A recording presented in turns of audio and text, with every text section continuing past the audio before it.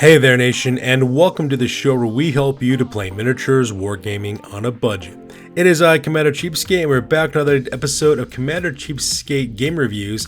And on today's episode, we're going to take a look at the Warhammer Armies Project that was created by Elias Mathiasen, and we're taking another look at their army books, this time looking at Daemons of Chaos.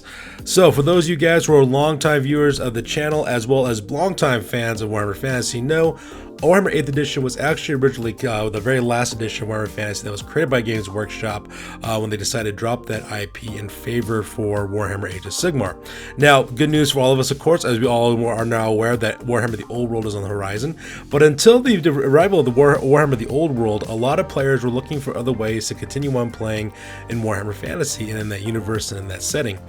Some people actually made their own homegrown rules. Some people actually went about and played the 9th Age, which is another game that was created to fill that gap. Some people went on to Kings of War.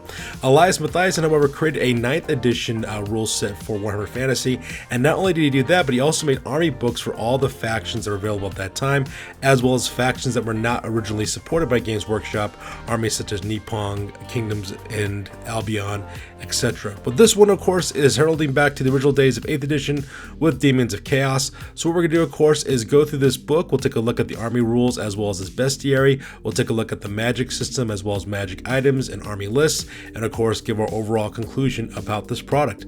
So that being said, let's go and take a look at the army books for Daemons of Chaos. Alright, so let's go ahead and take a look at the Daemons of Chaos army book. And once again, another beautiful job with desktop publishing by Matthias Elias. He's got some really good artwork in here. He does an excellent job with his desktop publishing. And like I keep on saying for all of his army books, if you didn't know any better, you could have sworn this is actually a legitimate product made by Games Workshop.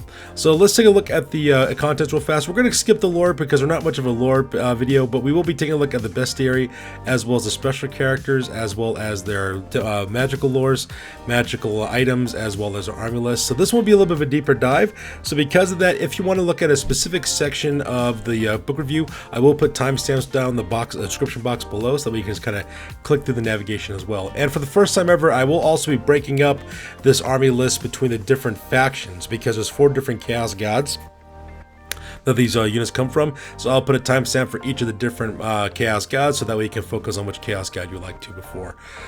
So that being said, let's go and talk about the army special rules overall. So first of all, we have the demonic special rule, which means that all models with demonic special rule have the fear, immunity to poison attacks, and psychology. They have magical attacks, including all weapons, and ward save 5-up special rules. In addition, they're also just the following special rule with demonic instability, which means that if you roll for your break test, if you roll double 1, any casualties removed before get replenished, and a double 6, the whole unit is destroyed.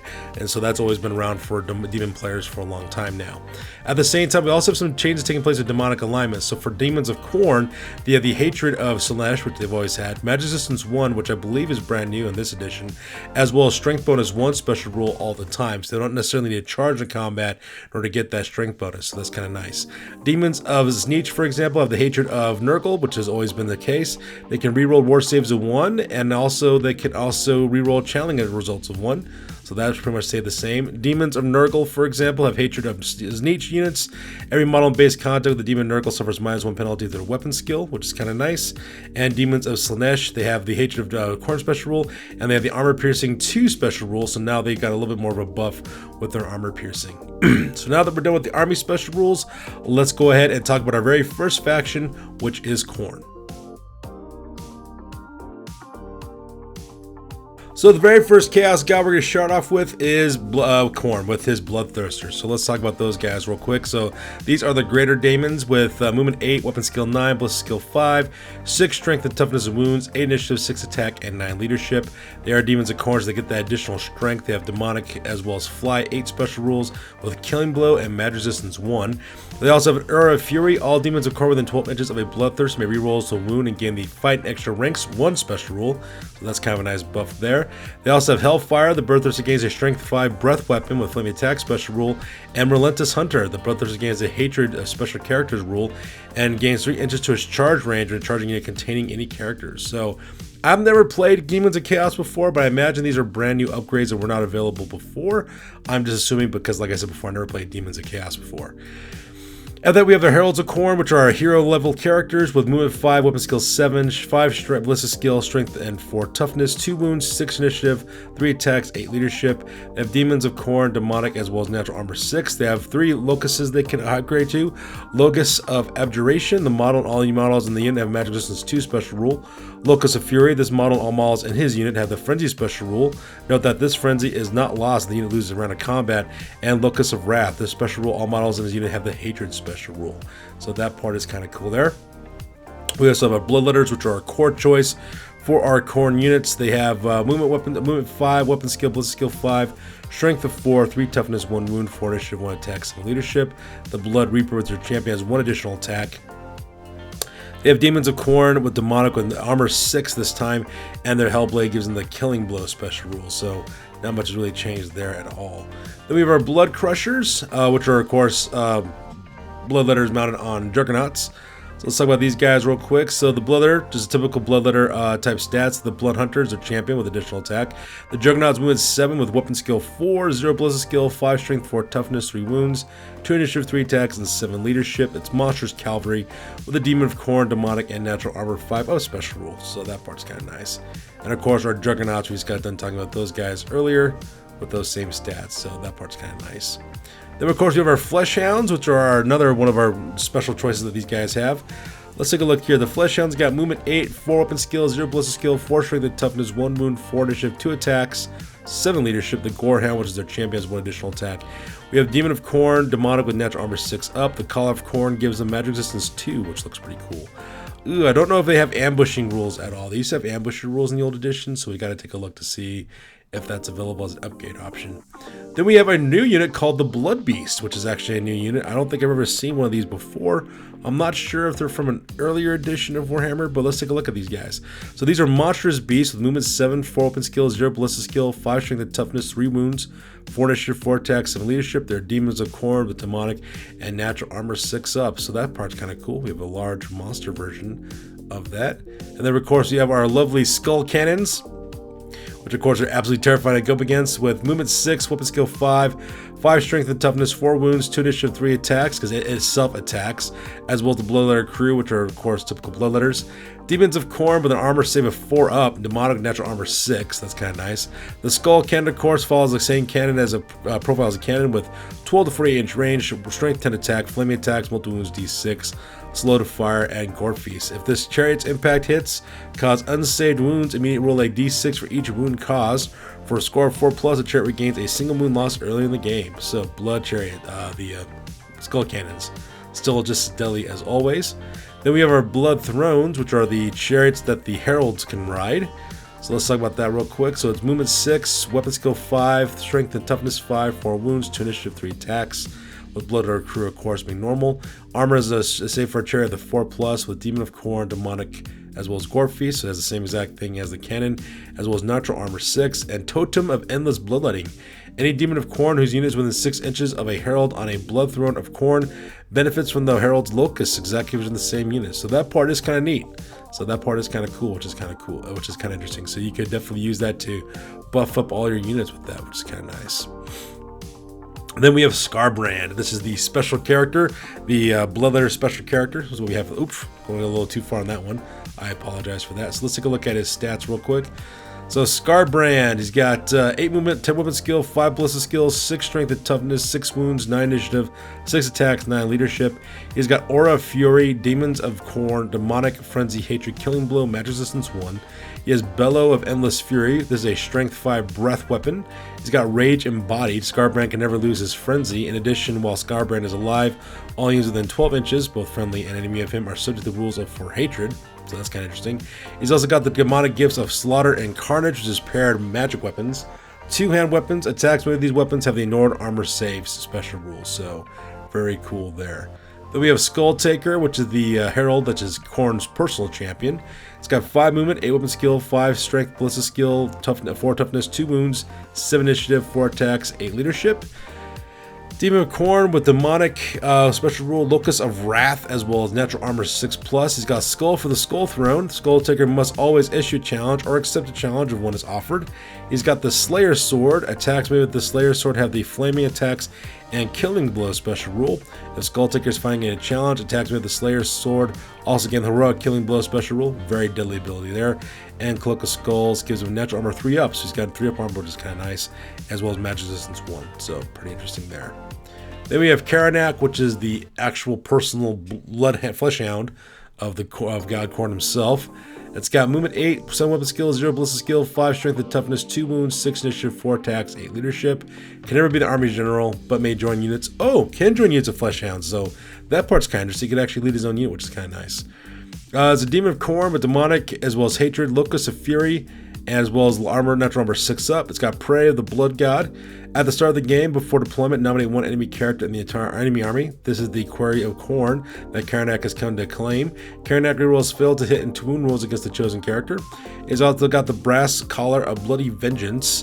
Gives a Magic Resistance 2 special rule. In addition, any enemy wizard that suffers a miscast within 12 inches of Karanak takes a Strength 10 hit immediately before the cast is solved. So that part is kind of cool there. So the next faction we're going to talk about next is Tzeentch. So we'll be right back after this. So now we're back with Tzeentch this time, so let's talk about the Lords of Change. So iconic Greater Demon of Tzeentch on this one. So let's see here. Lord of Change's got movement 8, 6 weapon skill, 5 ballistic skill, 6 strength and toughness, 6 wounds, 6 initiative, 5 attacks, 9 leadership.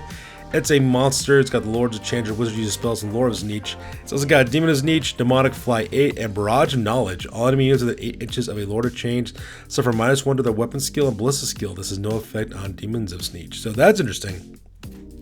I don't know if that's an actual thing for those from the previous edition or not. Like I said before, I never really played against Demons of Chaos or actually played them myself, so that part's kind of neat. Then we have the Gaunt Summoner. So this is an Age of Sigmar character, so that's kind of cool, bringing in Age of Sigmar characters on this. So he's got movement 4, 3 weapon skill, ballistic skill, 4 strength and toughness, 3 wounds, 3 initiative, 2 attacks, 8 leadership. The Gaunt Summoners are level 3 wizards who use spells from Lord of Tzeentch. In addition to their other spells, they know the Summon Demons spell below. Summon Demons, cast an 8+. Summon Demons, augment spell with a range of 8 inches that could target units of Pink Horrors, Screamers, or Flamers. The target immediately gains D6 wounds worth of models added to the unit. So that part is pretty cool. We also got the Demon of Tzeentch, as well as the Demonic special rules, and the Warp Tongue Blade. If a Warp Tongue Blade causes an unsaved wound in close combat, the target must pass leadership test or be removed as a casualty with no saves allowed. So, oof, very deadly character right there. That's kind of neat. Then we have our Heralds of Tzeentch, of course, which are our hero level Pink Horrors, with movement 4, weapon skill 3, 4 ballistic skill, 3 strength and toughness, 2 wounds, 3 initiative, 2 attacks, 8 leadership. Infantry character, they are wizards who use spells from Lord of Tzeentch. They have the Demon of Tzeentch as well as Demonic special rules. We have Locus of Transmorphication for their upgrades. When a model with this split use special rule, the model unit is slain, you may roll a reroll dice results of 1 to 3 to see if it turns into 2 blue horrors. We have Locus of Change. At the start of a turn, roll a d6. This model and all models in the unit have a strength value equal to the result until you roll again. Kind of important there. And Locus of Conjuration. Spells cast by this model and any models in this unit are resolved at +1 strength. So very cool there. Very powerful abilities. I can see how the Locus of Change could bite you though, because you know most I believe Pink Horrors are strength 3, I believe. So you got a 50-50 chance of actually getting it less or making it higher. It just kind of depends. So Pink Horrors. So let's talk about these guys real quick. So, oh, looks like we have blue horrors there. So Pink Horrors, a movement 4, weapon skill 3, ballistic skill 3, strength and toughness 3, 1 wound, 3 initiative, 1 attack, 7 leadership. We do have the Iridescent Horror, which is +1 attack, and it looks like they brought back the blue horrors. In case for you guys don't know, originally back in Warhammer Fantasy and earlier editions, when you killed a Pink Horror, they actually split into 2 smaller blue horrors, were just a little bit weaker, but they could still fight. So it looks like they brought that game mechanic back. Looks like they're exactly the same, but at strength 2 instead of strength 3. So the infantry, magic, a unit of Pink Horrors is treated as a level 1 wizard that uses spells from Lord of Tzeentch. It receives an additional +1 to cast for each rank of 5 or more models in the unit after the first to a maximum of +3. Each time the unit casts a spell. Alright, you must nominate 1 Pink Horror in the unit as the caster for the purpose of line of sight, range, etc. At the event of a Pink Horror unit rolling a miscast, do not roll on the miscast table. Instead, the unit suffers 2d6 strength 10 hits. Pretty rough. We also have Demon of Tzeentch and Demonic and Split. When a Pink Horde is slain in close combat, now removed as a result of demonic instability, roll a d6. On a roll of 1 through 3, the Pink Horde will explode, inflicting automatic strength 3 on the unit that inflicted the wound, distributing the missile attack. On a roll of 4 to 6, the Pink Horde will split into 2 blue horrors instead. Replace the slain Pink Horde with 2 blue horror models at the back of the unit. If you don't have access to enough blue horrors, treat the result having a result of 1 through 3 instead. When resolving attacks against a unit with both pink and blue hordes present, the blue hordes are targeted and removed as casualties first. So that is kind of cool. It's kind of neat they brought that old game mechanic back. Then we have our Screamers, of course, which are flying attackers. Movement 1 with 3 weapon skills, 0 ballistic skill, 4 strength and toughness, 2 wounds, 4 initiative, 2 attack, 7 leadership. War Beast with Demons as Tzeentch, Demonic and Fly 9, slashing attack. If a unit of Screamers moves over 1 or more unengaged enemy units in the remaining move subphase, choose one of those units. It suffers D3 strength for attacks per Screamer. These attacks hit on a 4+ or treated as shooting attacks. And of course we have Lamprey's Bite. Close combat attacks a Screamer makes against monsters have the multiple wounds D3 special rules. So yeah, very cool anti-monster hunters. Then we have our Discs of Tzeentch, which of course are flying mounts for characters. Movement 0 because they have Fly 9, 3 weapon skill, 0 ballistic skill, 4 strength and toughness, 1 wound, 4 initiative, 2 attacks, 7 leadership, Demons Tzeentch, Demonic, and Fly 9 special rule. So then we have our Flamers, which are our good old-fashioned fungoid flamers that shoot fire. So let's talk about these guys real quick. So Flamer has movement 6, 2 weapon skill, 4 ballistic skill, strength and toughness, 2 wounds, 4 initiative, 2 attacks, 7 leadership. The Pyrocaster, which is the champion, has +1 ballistic skill. Demon is Tzeentch, demonic flaming attacks with skirmishers. They also have, Flames is Tzeentch. This weapon has the following profile: 18-inch range, strength 4, flaming attacks, multiple shots, d6. So very cool there. Then of course we have our Exalted Flamers, which are the big boy versions. With movement 4, weapon skill, ballistic skill 4, strength and toughness of 4, 3 wounds, 4 initiative, 3 attacks, 7 leadership. Once again, they have the Exalted Fire of Tzeentch during the shooting phase. The Exalted Flamer can shoot either the pink fire or the blue fire. They do not have the move or fire special rule. So pink fire has no range because it's a template attack, if I remember correctly. Yeah, flaming attack is slowed fire. Blue fire uses the blue fire uses the rules for grape shot, and following profile of 12 inches, d6 + 3. And exactly has for strength, has flaming attacks and slow to fire. If a misfire is rolled resolving pink or blue fire, the Exalted Flamer suffers d6 strength, d6 hits with the flaming attack special rule. So that's kind of interesting as well. Then of course we have our Burning Chariots. The Burning Chariot itself has got movement 4, strength, toughness, and wounds of 4, with the Exalted Flamer on top, with 2 blue horrors as well as a pair of Screamers. It's got Demon as Tzeentch, Demonic, Exalted Fire as Tzeentch, Fly 8, flaming attacks, and slashing attacks. So all the wonders of flying around. And we got a new unit here called a Fireworm. Looks like there's a brand new unit here. It has no movement characteristic. We'll talk about that in a second. It's got 3 weapon skill, 4 ballistic skill, strength and toughness, 3 wounds, 4 initiative, random attacks, as well as 7 leadership. Monstrous Beast with a Demon as Tzeentch, Demonic random with a movement of 3d6 and random attack of d6. Exalted Flames as Tzeentch. This weapon has the following profile: 18-inch range, 4 strength, 4 flaming attacks with 2d6 multiple shots. So very deadly there. This kind of looks like a brand new unit that you can be available for your Demon units. Then we have Kairos Fate Weaver, the 2-headed Laura Chain special character. Movement 8, weapon skill of 1, 0 ballistic skill, 5 strength and toughness, 6 wounds, 1 initiative, 1 attack, 9 leadership. He's also a monster with the special character rules. He's a level 4 wizard who generates spells in the following unique ways. When Kairos chooses spells, his left hand may choose a total of 4 spells from Lords of Life, Metal, Light, and Heavens. His right hand may then choose a total of 4 spells from Death, Beast, Shadow, and Fire. Both heads always know all spells from the lore of Tzeentch, and at the start of each magic phase decide which head Kairos will be using this turn. He may only cast spells from that head during this turn. He's got Barrage of Knowledge, Demon of Tzeentch, Demonic, Fly 8, Ward save of 6+. He's got twin heads, see demonic gift section.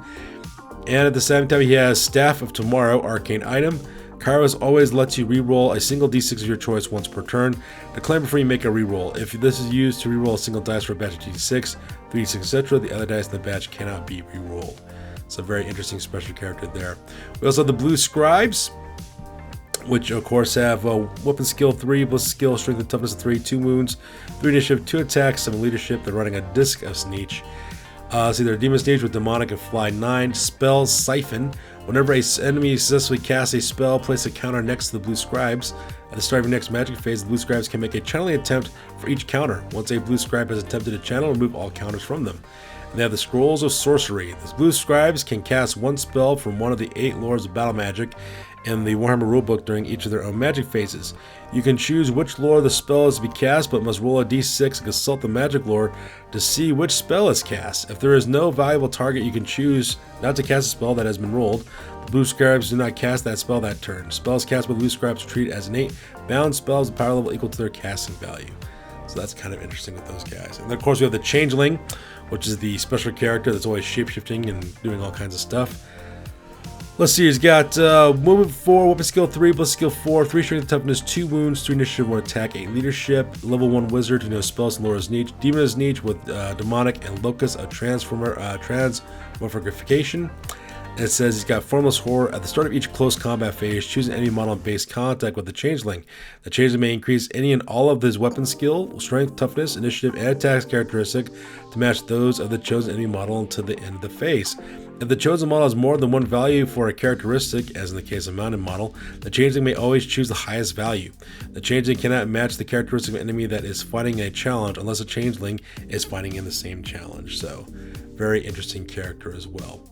And with that being said, we're all done with Tzeentch. So with that being said, we're going to go directly towards Nurgle next. So now we're on to Nurgle, which is actually one of the most popular of all the demons. Of course, we have great unclean ones. So let's talk about these big guys real quick. So movement 6, weapon skill 6, 3 strength, 3 ballistic skill, 6 strength, 7 toughness, 7 wounds, 4 initiative, 3 5 attacks, 9 leadership. Great unclean ones are wizards who use spells from the lore of Nurgle. They have demon Nurgle, demonic, and poison attacks. They have extreme contagion. Any models in base contact with a great unclean one at the start of any close combat phase suffer a wound on a 5-up, which ignores armor saves. There's no effect on demons of Nurgle. So pretty interesting there.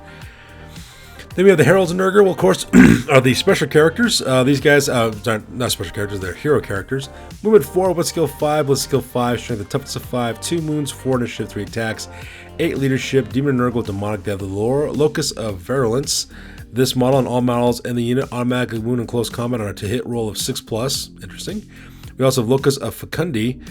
This model and all models in this unit have the regeneration 6+ special rule and Locus of Contagion. If this model or any model in this unit score a 6 to hit in close combat, the target immediately suffers an additional automatic hit revolved to strength 4.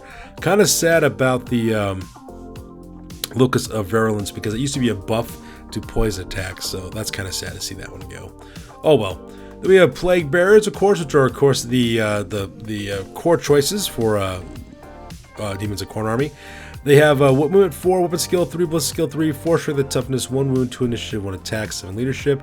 The Plague Ridden is a champion with 1 additional attack. They have Demons of Nurgle, demonic, and the Plague Sword. The Plague Sword have these poison attack special rules, so kind of sad because it used to be able to pair up Locus of Virulence with that poison blade ability, make you able to get additional hits and wounds with those poison attacks. Kind of sad to see that go. Then we have our Plague Toads. So these are our Forge ruled originally, and they brought them over to this, so that's kind of nice. So they have movement 6, 3 weapon skill, 0 ballistic skill, 4 strength and toughness, 3 wounds, 1 initiative, 3 attacks, 7 leadership. With Demons Nurgle, demonic, expendable. So they're expendable now, it's kind of nice. March Riders with poison attacks. So that's nice. And of course we have our Pox Riders, which came over from the Throne of Tamarkand. So that's kind of nice as well. Typical Plague Bearer with Plague Toad. The Plague Leaper, which is the champion, has 1 additional attack. So that part is really cool.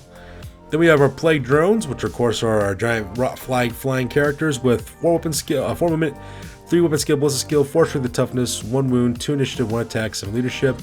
The Plague Bringer has 1 additional attack, and the Rot Fly, weapon skill 3, ballistic skill 0, strength of 4, toughness of 5, 3 wounds, 2 initiative, 3 attacks, 7 leadership.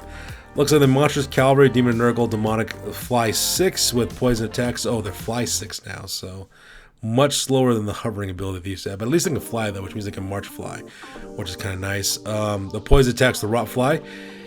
And of course we have our Death Heads with 12-inch range, strength 4, multiple wounds D3, poison attacks, and quick to fire. Then we have our Nurglings, which are good old-fashioned Nurglings. You all know them and love them. Our Swarm characters got movement 4, weapon skill 2, ballistic skill 2, strength and toughness of 2, 6 wounds. 6 wounds now, that's nice. 3 initiative, 6 attacks, 7 leadership. Demon Nurgle, demonic, it's also Swarm. We also have our Palanquin of Nurgle, which is our mount. 4 movement, 2 weapon skill, 2 ballistic skill, 2 strength. 3 initiative, 8 attacks, 7 leadership, of course, with Demon Nurgle, demonic, large target 2. And a Paladin Nurgle should be placed on a 50 by 50 millimeter base, as +3 the unit strength of any unit model mounted on them. Then we have our Beasts of Nurgle, which are, of course, our good old-fashioned Beasts of Nurgle everyone knows and loves. With movement 6, weapon skill 3, ballistic skill 0, 4 strength, 5 toughness, 4 wounds, 2 initiative, random attacks, and 7 leadership. Monstrous Beasts. Demon Nurgle, Demonic, poison attacks, random attacks D3 +1, regeneration 6 up. Attention Seeker, Beasts of Nurgle can issue and accept challenges if they were characters. And Slime Trail, enemies do not receive combat result bonuses for attacking the flank or rear models with this special rule. Then we have Kugoth Plague Father, the special character.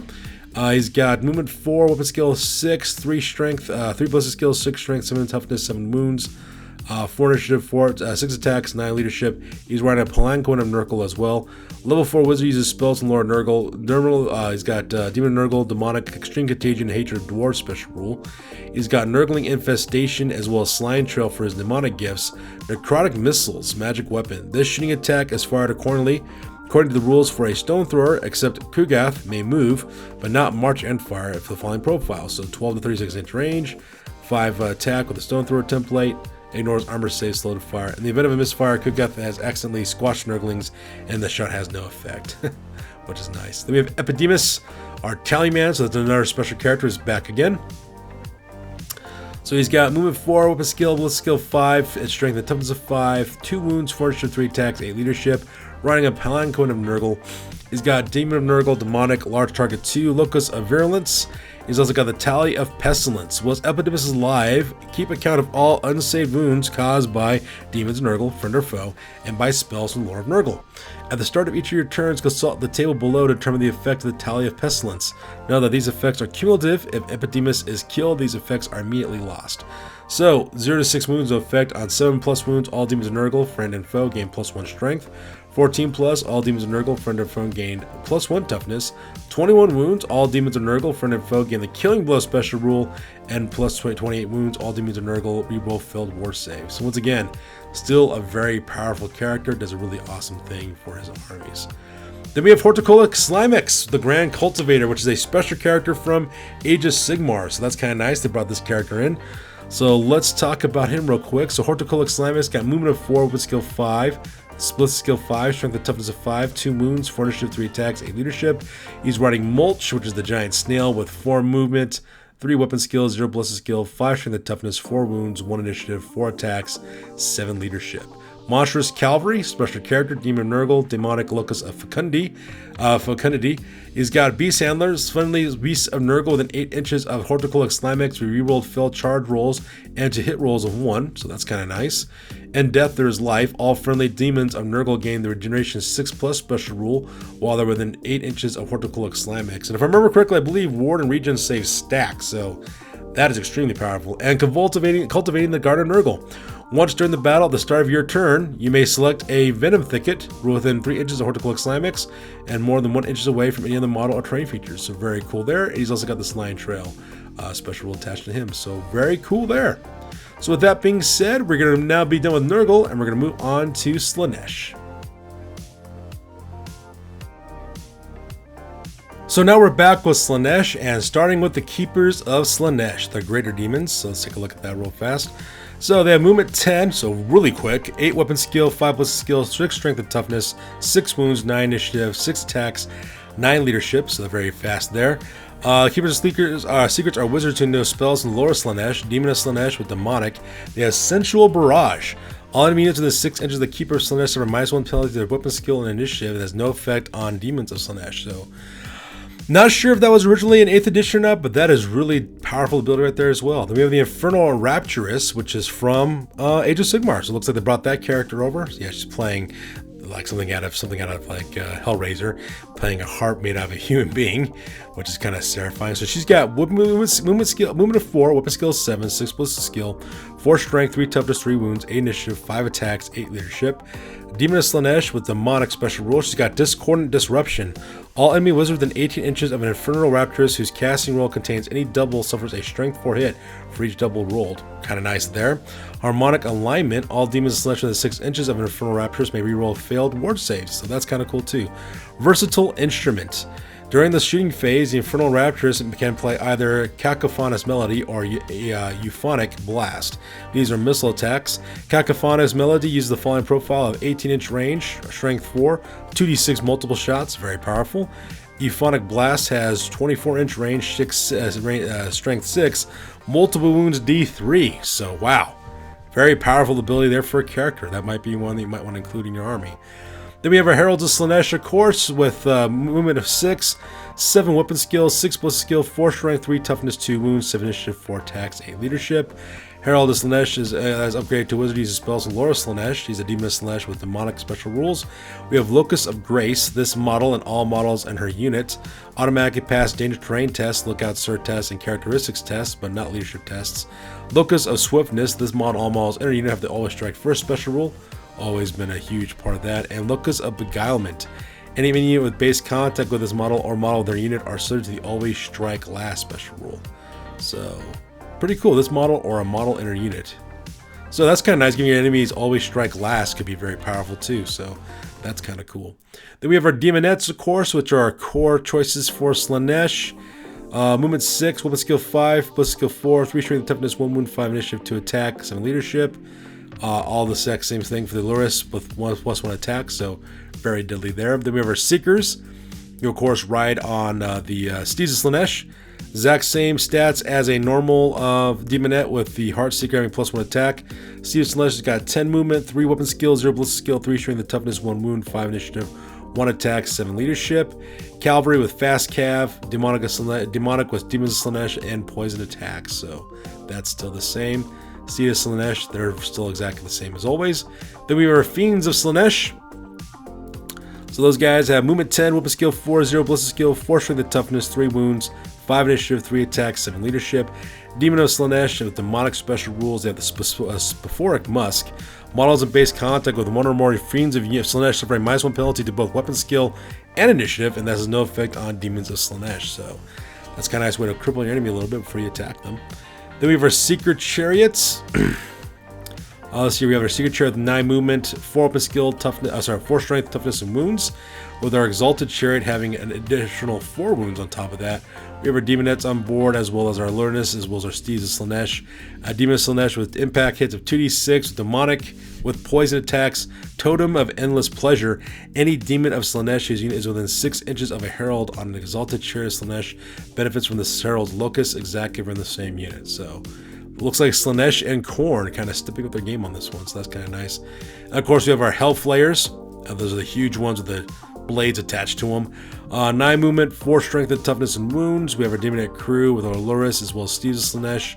It's got poison attacks and soul scent. If a Hellflare causes 1 or more unsaved wounds with impact hits, the Luris receives a number of bonus attacks equal to the number of unsaved wounds caused. This bonus lasts until the end of the turn, so very deadly ability that way. Then we have Contorted Epitomes, which are the unit from Age of Sigmar. So it's got movement 6, 5 weapon skill, 0 ballistic skill, 4 strength, 5 toughness, 4 wounds. It's got 5 initiative, 4 attacks, no leadership. It's led by an Aluris, so that's kind of cool. It's a shrine with Demon of Slaanesh and demonic special rules. Gift of Power. For each friendly Contorted Epitome on the battlefield at the start of your magic phase, add 1 dice to your power pool. Then we have Swallow Energy. A Contorted Epitome's ward save is increased by +1 for every point of strength above 3 that every attack targeting it has. So against a strength 4 attack, it has ward save 4. Against a strength 5 attack, ward save 3, and so on. So very nice. Horrible Fascination. At the start of the enemy's turn, each enemy unit that is within 12 inches or more of 1 or more Contorted Epitomes and has line of sight to it must pass a psychology test. If failed, that unit may not move in the movement phase this turn. And Acquiescence. In a bound spell, power level 3, the Contorted Epitome contains the Acquiescence spell for the Lore of Slaanesh. So, kind of a powerful ability right there. That's kind of neat. Then we have our special character Shalaxi Hellbane, which is the special character that was from Age of Sigmar. It is a Keeper of Secrets. Movement 10, 9 weapon skill, 5 ballistic skill, 6 strength and toughness and wounds, 10 initiative, 6 attacks, 9 leadership. Shalaxi Hellbane is a level 2 wizard who uses spells in lore of Slaanesh. Demon of Slaanesh with demonic as well as sensual barrage. Irresistible challenge. Enemy characters who refuse a challenge from Shalaxi Hellbane suffers D3 strength 5 hits which ignores armor save. We have Soul Piercer, which is weapon, which is spear. When fighting a challenge, Shalaxi Hellbane has a heroic killing blow special rule. Shining Aegis, which is a magic weapon, magic armor, sorry, it's a shield. Shield gives Shalaxi Hellbane the magic resistance 1 special rule, and the Cloak of Constriction, which is a talisman. All models that strike Shalaxi Hellbane in close combat must pass a strength test or lose 1 attack. So very powerful ability. Then we have Silaleski, the Vengeful Alliance, which is another special character from Age of Sigmar. If I remember correctly, I believe it's like a giant with a little demon out on its back. So Sil's got weapon skill 7, 6 ballistic skill, 4 strength, 8 initiative, 4 attacks, 8 leadership. Eski has 8 movement, 8 weapon skill, 5 ballistic skill, 6 strength, 5 toughness, 5 wounds, 8 initiative, 5 attacks, and 9 leadership. It's Monstrous Infantry, special character. Demon of Slaanesh with demonic and they cause terror. Deadly Symbiosis. For each successful hit roll by Sil, Eski may reroll 1 failed hit roll the same phase. Lithe and Swift. Silaleski may reroll failed charges and pursuit rolls. Subvert. At the start of each of your turns, one enemy character within 12 inches in line of sight of Silaleski must take a psychology test. If failed, no units can use that model's leadership until the start of your next turn. And Regal Authority. All friendly demons of Slaanesh within 18 inches of Silaleski may reroll 1s to hit in close combat. Very powerful ability right over here. They have the demonic gifts of the Axe of Dominion. Great weapon. All attacks made by Eski automatically wound with the ignored armor save special rule, so very cool. And Scourging Whip. All models in base contact with Silaleski lose 1 attack. So very deadly combination between these two. Might be a very powerful character to include in your armies. So there we go. Then we have the Mask of Slaanesh. She's the Eternal Dancer character. Movement 10, 7 weapon skill, 6 ballistic skill, 4 strength, 3 toughness, 2 wounds, 7 initiative, 5 attacks, 8 leadership. Demon of Slaanesh, demonic with a ward save of 3+, and she has the Eternal Dance. At the start of each of the controlling player's close combat phases, the Mask must choose 1 dance to perform from the list given below. These abilities target 1 enemy unit, which may be in combat. Each dance is ranged to 12 inches and does not require a line of sight. Until the end of the phase, the target suffers a penalty to the characteristic state to a minimum of 1. The Flesh Spasm Polka, which means they lose 1 to their strength. The Waltz of Lethargy, which means they lose D3 to their initiative. And the Dance of Dreaming, which gives them a minus D3 to their leadership. Usually, most of the time, the Dance of Dreaming is probably the one you want to use, or the Flesh Spasm Polka, just because if you break your enemy, that minus 3 to leadership is really going to hurt them as well. And that pretty much ends the units for all the gods. So with that being said, now we're going to go to the general units now for unaligned units. And we'll talk about those guys next. So now we're back with the general chaos units in this case, and now we're talking about demon princes, which are our gold standard for those guys. So we have all different types you can choose from. Let's talk about their base stats. So 8 movement, 8 weapon skill, 5 ballistic skill, 6 strength, 5 toughness, 5 wounds, 8 initiative, 5 attacks, 9 leadership, monstrous infantry. They can choose to become a wizard. If they do so, they use lore of fire, metal, death, or shadow. And of course, if you're Demon Tzeentch, Nurgle, Slaanesh, you know lore of Tzeentch, Nurgle, or Slaanesh, respectively. It's demonic and it causes terror. Then we have our Chaos Furies, which are our flying infantry. Movement 4, weapon skill 3, 0 ballistic skill, 3 strength and toughness, 1 wound, 4 initiative, 2 attacks, 2 leadership. Infantry with demonic special rule, expendable special rule added to them as well, so that's kind of nice. And they have fly 10 inches, so that's really cool. Then we have our Soul Grinders, which are Iron Dune Striders, Harvesters of Souls, and Clinker Spawn. Our Soul Grinder, which originally from Warhammer 40k, has got 8 movement, 3 weapon skill, ballistic skill, 6 strength, 7 toughness, 6 wounds, 3 initiative, 4 attacks, 7 leadership. It's a monster with the demonic as well as natural armor 4+, implaceable advance. This model can move but not march and still shoot any one of its weapons.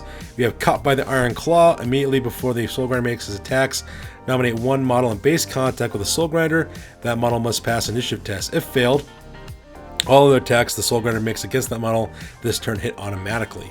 It's got a Harvester Cannon. This allows the Soul Grinder to fire a Grape Shot.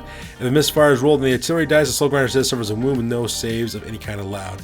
Then we have our upgrades, our Baleful Torrent. This allows the rules for a Fire Thrower. If a misfire is rolled on the artillery dice, the Soul Grinder suffers a wound with no saves of any kind. Allow instead for rolling on the chart. And then Demon Bone Claw. If the Soul Grinder has a Demon Bone Claw, it can exchange all of its attacks for a single special attack. This is declared after the Caught by the Iron Claw rules is resolved. This attack is resolved at Strength 10, has multiple wounds D6 special rule. Flame Bombardment. This shooting attack is fired according to the rules for a Strength 3 Stone Thrower, which does not have the multiple wounds D6. If a misfire is rolled, the artillery dice, the Soul Grinder suffers a wound with no armor saves any kind allowed, instead of rolling on the chart. And then Warp Gaze. This shooting attack is fired according to the rules for a bolt thrower. So this is our artillery piece that we have for our demon units. So now that we're done talking about our general characters, let's go and talk about our special character for this guy, which is Be'lakor, the first demon prince, the Dark Master, the Shadow of Terror, the demon that's actually living in Mordheim. So let's go and talk about him real quick. So he's got 8 movement, 9 weapon skill, 5 ballistic skill, 6 strength, 5 toughness, 5 wounds, 8 initiative, 5 attacks, 10 leadership. He's a level 4 wizard, knows all the spells below. So looks like he doesn't look like he uses shadow magic anymore. Looks like he has his own special brand in this one. We have Bolt of Dark Light, cast on a 6+, dark magic missile with a range of 18 inches and causes D6 strength 5 hits, so very powerful there. Nightmare, cast on a 6+, hex spell with a range of 24 inches. The unit immediately must take a panic test. There's no effect on models already in close combat.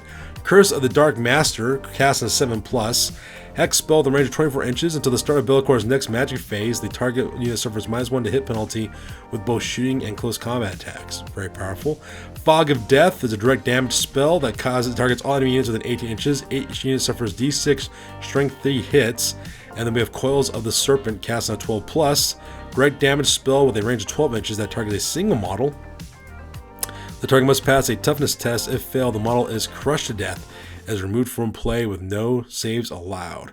Oof, I can see this being really painful for toughness 3 characters, so very powerful there as well. He's demonic with Fly 8 special rule, causes terror. He's got the Dark Master. All enemy units within 12 inches of Be'lakor suffer -1 to the leadership. Shadow Form. Be'lakor's award save is 6+. Any missile attacks targeting him have -2 to hit modifier. And Lord of Torment. If one or more enemy units failed a panic or break test during the previous turn, after rerolls for special rules such as Battle Standard Bearers, Hold Your Ground rules, Be'lakor receives D3 additional power dice in the magic phase, which only he can make use of. Any unused power dice are discarded at the end of the magic phase as normal. And then we have the Blade of Shadows, which is a magic weapon. Blade of Shadows ignores the armor save special rule. So now that we're done talking about our characters and units, let's go ahead and talk about our magic systems. Alright, so it looks like we're back with our lore of magic, as well as magic items. So we have lore of Tzeentch, lore of Nurgle, as well as lore of Slaanesh. These are exactly the same pretty much as they were in the Warriors of Chaos books. So we're not going to really spend too much on them. We're just bring them the fact that they're here, and they're going to move on real fast. So from there we have our demonic gifts. Now this part is kind of interesting because demonic gifts have now been different.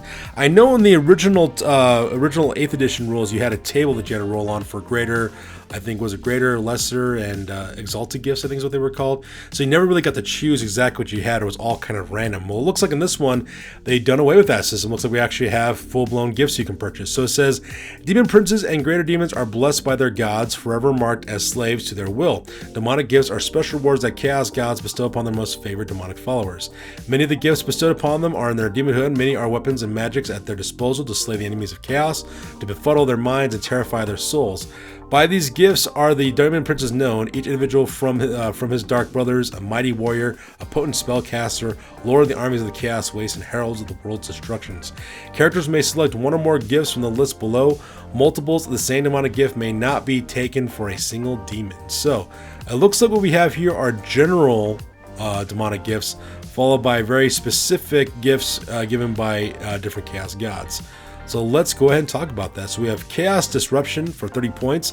Any missile attack targeting the demon or the unit he is with suffers an additional -1 hit penalty. Demonic Arrogance at 30 points. Demon gains the Stubborn special rule. Very powerful there. Soul Hunger at 30 points. A demon may reroll failed to hit and to wound in the first round of combat. Ward of Chaos, 30 points. The demon has a ward save of 3+ special rule against missile attacks. This cannot be combined with Diabolic Splendor. Radiance of Dark Glory for 25 points. The demon and any other demonic unit of the same allegiance within 12 inches suffers 1 less wound than normal when taking instability tests. This has no effect on the reality blinks or banishment results. Massive Stature for 20 points. The demon has +1 wound. kind of important one there. Withering Gaze for 20 points. This is a missile attack with a falling profile.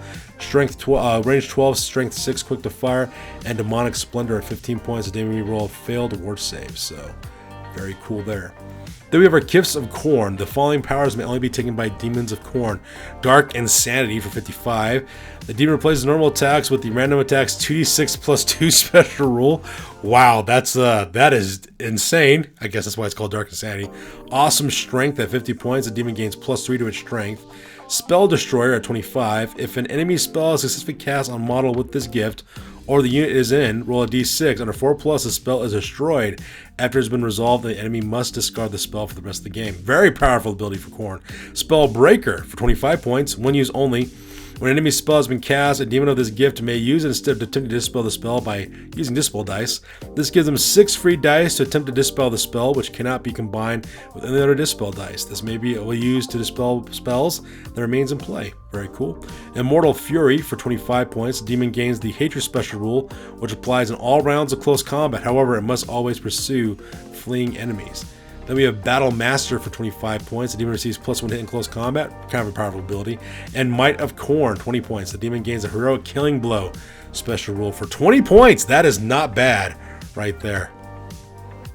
Then we have the Gifts of Tzeentch. These following powers may be only taken by Demons of Tzeentch. Tzeentch's Will for 60 points. The demon may reroll a single d6 once per player turn that directly affects it. Kind of nice. Rerolls. You can never know when you need a reroll. You never know. Twin Heads for 55 points. The demon gains +2 to all casting rolls. Wow, very powerful ability right there. Power Vortex, 30 points. This demon adds an extra power dice to the pool in each of the controlling player's magic phases. Kind of a nice ability there. Master of Sorcery for 3 points. The demon gains a Lore Master special rule. In addition, it can use any of the lores of magic from the Warhammer rulebook instead of its normal lore. Very powerful there. It might get some lore of life on these demons. Can you imagine having +2 toughness for, flesh to stone for your demons, for your little pink horrors? That would be terrifying to face. Dark Magister for 25 points. The demon ignores the result of his first miscast. Kind of nice. Iridescent Corona for 20 points. Any models in base contact with the demon at the start of any close combat phase suffer a strength 3 hit with the flaming attack special rule. Any wounds caused counts towards combat resolution. Kind of pricey for 20 points, but I see what they're trying to do there. Flames of Tzeentch, 20 points. The demon gains the Flames of Tzeentch special rule. And All-Seeing Eye for 15. At the start of each of your magic phases, you may pick one enemy unit within 24 inches of the demon. That unit must reveal all magic items and hidden units in it. That's pretty good for 15 points. Then we have the Gifts of Nurgle. The following powers may only be taken by Demons Nurgle. Stream of Bile for 30 points. This is a strength 4 breath weapon. It has no effect on Demons Nurgle. Nurgle's Rot for 25. Enemy models in base contact with a demon at the start of any close combat phase suffer a strength 2 hit with the Ignore Armor Save special rule. Any wounds caused count towards combat resolution. This has no effect on Demons Nurgle. Pestilent Mucus for 25. When this demon suffers a wound, all enemy models in base contact must pass a toughness test for each wound inflicted on the demon or themselves suffer a wound with the Ignores Armor Save special rule. This has no effect on demons and Nurgle. Pretty cool there. We have Nurgling Infestation for 25. Great Clean One only. At the start of each of your turns, one unit of Nurglings within 6 inches of the demon automatically gains d6 wounds lost earlier in the battle. Kind of nice. Noxious Vapors for 25 points. All enemy models in base contact with this demon is subject to Always Strikes Last special rule in close combat. This has no effect on demons and Nurgle. That could be quite good for a Nurgle unit, really, because they're not really good at fighting, so that could really help you out. Trappings of Nurgle for 15. All demons gain a Natural Armor 5 special rule. Oh, that's kind of nice. And Slime Trail for 10 points. Enemies do not receive combat resolution bonuses for attacking the flank or rear of a demon with this ability, or any unit that has joined. I can see being used that for like a huge formation of Plague Bearers, because Plague Bearers make excellent tar pitting units. So you put a Herald with that ability on them, and your enemy can try to swarm, but they're not going to get any bonuses for it. That could be a really powerful ability for like large units of Plague Bearers, I imagine. Then we have Gifts of Slaanesh. The following powers may be taken by Demons of Slaanesh. Spirit Swallower for 50 points.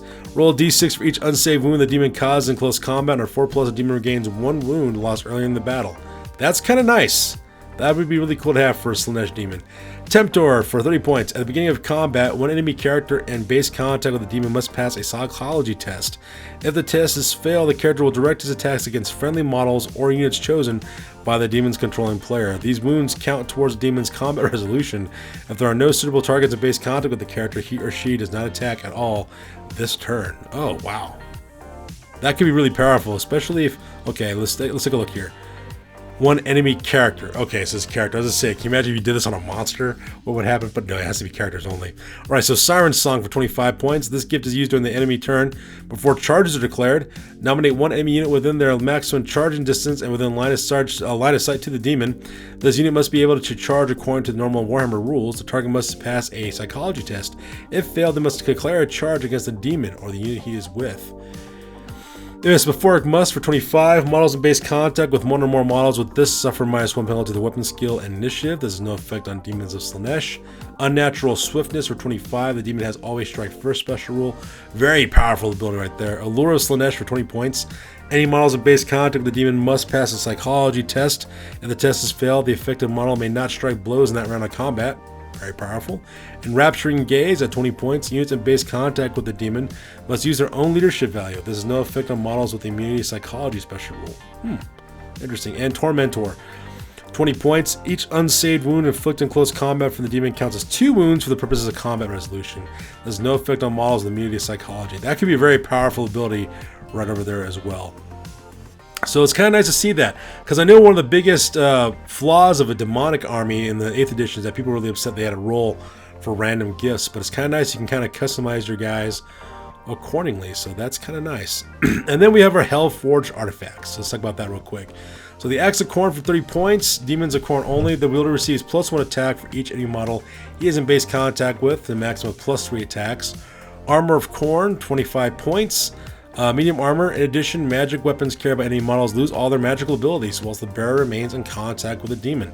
That could be really powerful. That's a really powerful ability right there for 25 points.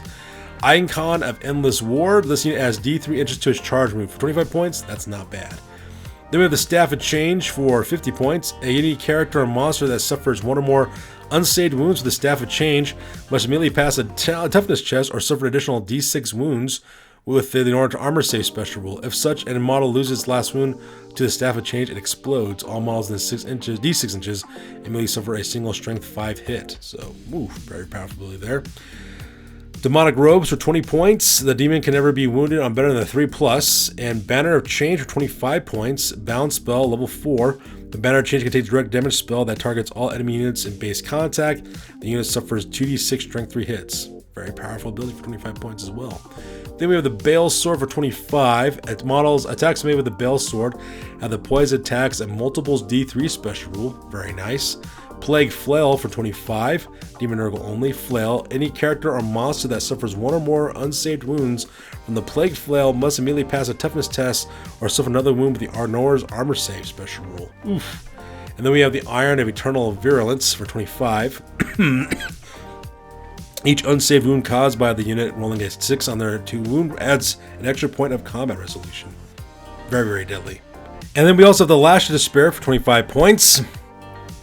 Use the following profile: 12-inch range. Strength is the same as the user. Quick to fire with multiple shots. D6. Followed by the Wit Stealer Sword for 25 points. It's a magic weapon. Any characters or monster that suffer one or more unsaved wounds from the Wit Stealer Sword must immediately pass an initiative test or suffer another wound with the Norse armor special rule. And the Banner of Ecstasy for 25 points. This unit is stubborn. So that makes up the magical items available for Demons of Chaos. So now we're back with the army list now. So let's take a look at the demonic army list real quick. So starting off with Be'lakor, he's 520 points, followed by Scarbrand at 510. Kairos Fateweather is 445 points, with Kugath Plaguefather at 510 points. Shalaxi Hellbane is 555, with Sialeski for 350. So that's not bad actually for Sialeski. That's actually a pretty cool price for that guy. Now for a typical Bloodthirster, they cost 430 points. Replace hand weapons with great weapon for 7 points. They may take Hellfire or Relentless Hunter for 35 and 15 points apiece. And they may take magic weapons, demonic gifts, and Hellforged artifacts up to a total of 100 points. So it looks like they have no restrictions now on magic weapons, which is really, really cool. The Lord of Change costs 430 points, may take up to 2 wizarding levels at 35 points apiece, may take magic weapons, demonic gifts, and Hellforged artifacts up to a total of 100 points as well.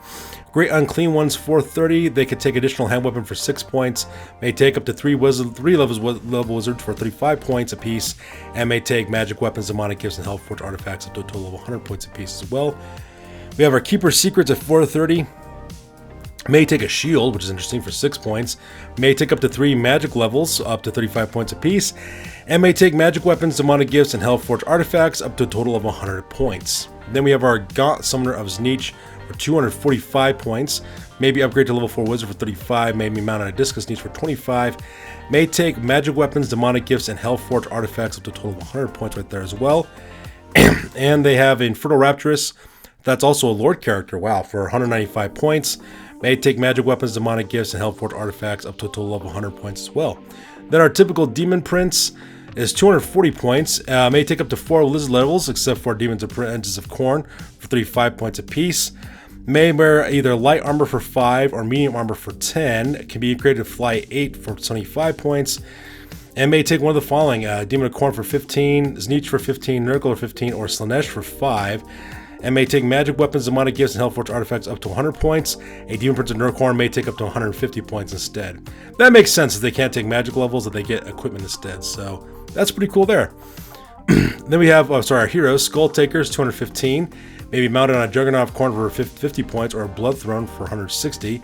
Karanax, 230. The Blue Scribes are 80. The Changelings, 155. Epidemus is 205, Horticolic Slimex is 300, which makes sense from my opinion, and the Mask of Slaanesh is 160 points there. So, our heroes are Herald of Khorne is 110, maybe mounted on Juggernauts or Blood Thrones for 50 or 160 points. Locus of Abjuration is 20, Locus of Fury is 40, Locus of Wrath is 40, may take magic weapons, demonic gifts, and Hellforged artifacts up to 50 points, can be upgraded to a BSB for 25 points. Let's see here. The Herald of Tzeentch has 110 points. Level 2 Wizard for 35. Can mount on a Disc for 25 or a Burning Chariot for 70. We have the Locus of Transmorphication for 25. Locus of Change for 25. Locus of Conjuration for 40. May take magic weapons, demonic gifts, and Hellforged artifacts to a total of 50 points there. Let's see who else we have here. We also have our Herald Nurgle for 110. Maybe upgrade to level 1 Wizard for 35. Palanquin Nurgle is 25. Plague Toad for 35. Rotfly for 45. That's kind of nice, like Rotflies. Could take Locus of Virulence for 25. Fecundity for 25. Contagion for 50. May take magic weapons, demonic gifts, and Hellforged artifacts up to 50 points. Then we have Herald of Slaanesh. Maybe be upgraded to level 1 Wizard for 25. Maybe mounted on a Seeker or Exalted Chariot for now 25 and 198 points. Locus of Grace is 20. Swiftness is 50. Beguilement is 50. And may take magic weapons, demonic gifts, and Hellforged artifacts up to a total of 50 points as well. Exalted Flamers are 70 points. Maybe mounted on a Burning Chariot for 70. So that part is kind of cool. And for our core, looks like Bloodletters cost 25. Let's see, 12 points per model, 25 points for full command. May take a stand up to 25 points. Plague Bearers are 12 as well, 25 for full command, and magic stand up to 25. Demonites of Slaanesh are 12 points apiece as well, 25 for full command, and magic stand up to 25. Pink Horrors, 12 points as well, so they're all the same. Let's see here, looks like their full command is up to 25 points, and magic stand up with 25 points as well. And it looks like Furies are actually back to being core as well, so that's kind of nice, 14 points apiece. Fleshhounds of Khorne are now core, so that's kind of nice, 21 points apiece. One Fleshhound might be upgraded for 10 points. Nurglings are core for 40 points apiece. Plague Toads are 31, and they're core as well. That's kind of nice. Seekers are 22 points, so that's really cool. And Screamers are also 30. They're also core too. That is really cool. A lot of these guys are now core now, which is going to be nice to actually flesh out for Demon Army. That's really good. Let's see here. So it looks like your Seekers can be graded for 25 for full command, magic standard with 25 points, so very deadly there. That is neat. Special units are Blood Crushers for 60 apiece. Full command is 25 for the standard up to 50 points. Pox Riders are special at 35 apiece, 25 for full command. Can take a magic stat worth of 50 points. Seeker Chariots of Slaanesh are special at 80 points. Same thing with Flamers, 32 points per unit, per model. Powercaster costs 10 points. Let's see here. Blood Beast of Khorne is 60 points. City of the Beast of Nurgle is 55. Fiends of Slaanesh are 55. And Fireworms are 55 apiece as well. So that is really cool for our special units. Our rare units or our skull cannons are 240 points apiece. Plague drones are 50 per, with let's see here, 25 points for full command. Can take a magic center worth 50 points. The entire unit may take death heads for 7 points per model. That's cool. Hellflayers of Slaanesh cost 100 points. Burning Chariots are 140 points. May take 3 Blue Core Crew for 6 points. Our Contorted Epitomes are 175 points, and our Soul Grinders are 250 points. So yeah, that pretty much makes up the army lists for this one. So in conclusion, this is a really neat army book for Demons of Chaos. I believe that Elias Mathias has really improved on Demons of Chaos armies. I knew that from the internet and from YouTube and from just general purpose overall, a lot of people were not happy with the 8th edition of Warhammer Fantasy's treatment of Demons of Chaos because it made everything so random in terms of what kind of gifts they could receive. So that part's kind of interesting. Seeing that overhaul going back to the classic days of classic Warhammer Fantasy where you got to choose your gifts, you had your alignment specific gifts as well as gifts that were for general, for unaligned. I think that's actually kind of cool. It makes this army really, really cool and really, really pop as well. As well as including some of the Age of Sigmar units. I thought was a really cool move made by Elias Mathias and allowing those units to be inside of Warhammer Fantasy. I think that's a really cool change. I think it does a lot of cool things to help out Demons of Chaos players. So there you guys have it. This is my review of the 9th edition rules for Demons of Chaos. As always, please feel free to like, comment, and or subscribe. Your guys' input is appreciated as always. Also check us out on Facebook, Instagram, as well as blogger.com for all the latest greatest hobby news related to this channel. That's going to do it for this one, you guys. Go to the Warhammer Armies Project site, download this for your games with Warhammer, and remember, keep on wargaming. We'll catch you guys next one. Peace out, stay classy.